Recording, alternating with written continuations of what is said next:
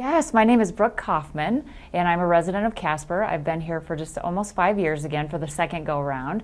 I am the CEO of Visit Casper, and I'm also a current Natrona County Commissioner. Can you tell me a little bit more about yourself? You got into this, but where you're from, where you live currently, and what does your job look like on a day-to-day basis? So I actually was born in Iowa, and I grew up and graduated high school in a very small community in Nebraska, and then have spent a total of 10 years in Casper. So I've had different positions. One was with the Star-Tribune as the marketing director, but just over time had some really unique opportunities in my career. Also spent some time as an entrepreneur.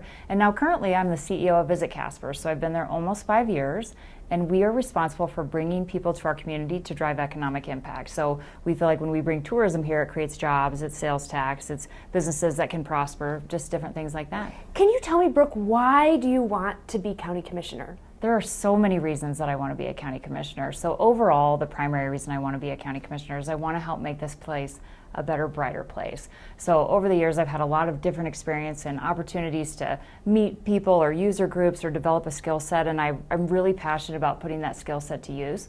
So when I was appointed to the position, I wanted to be a commissioner because I wanted to help solve problems and I wanted to serve my community in a new way. I still feel the same. So I've been on the commission just around 18 months. I still feel the same. I want to help solve challenges for this place, and I want to help make this place the best it can be. So can you tell me the 3 highlights of your platform?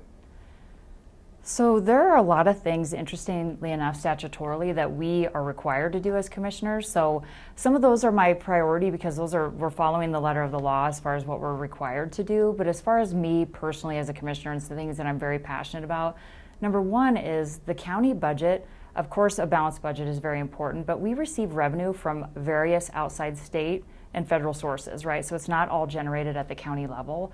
And one of the things I think is going to be important as we go forward is advocacy to keep those funds. So for example, the state allocates money to local cities and counties through direct distribution. It's going to be super important to cities and counties across the state, ours included, to keep those direct distribution dollars. The second piece of that is I don't know if you're familiar with PILT, but it's payment in lieu of taxes. And that's at the federal level. And we're going to have to continue to do that advocacy work to make sure that our revenue sources stay whole and that we're diverse enough to continue to do the operations at the county level. And so when we stay diverse enough and do the operations in the county level, what effects does that have for the county? So if we were to lose some of those outside revenue sources, the level of service that we would be able to provide would be greatly impacted. So it's been amazing to me to be a part of the budget process now for 2 years because the county does run really lean. But for example, if you take out the several $1 million we get from PILT or the several $1 million, like that starts to impact what we're able to do for residents and some of the things that we're actually required to do. So keeping that county budget whole is going to be critical, especially for us, like when sales tax collections and some different things aren't always in our control because those are use taxes, right? So those are people that go out and they spend their money and then there's a sales tax collected. So these are things we're just gonna have to really work hard for and continue to do our best to protect. One thing that I get a lot of calls on is our planning and zoning and building department. So one of the neat things is we just agreed to move forward with updating our zoning regulations. So the last time that was done was 20 years ago. So you can imagine land use has changed, what people are trying to do has changed, code enforcement needs to look different because the issues are different. So we're actually updating that for the first time in 20 years. So that's a priority for me, is to really get that building department locked in. And then the last thing, and I'm very passionate about this as a resident and as somebody who's responsible for driving tourism, is our outdoor parks and rec. So I'm really committed to, we've got improvements and maintenance that needs to be done. So when people say, what's your vision for our outdoor rec? I'm like, trust me, it's big, but I feel like we have to start with some basic deferred maintenance that has just been overlooked for a very long time. So I would say it's those things as I walk through to the election.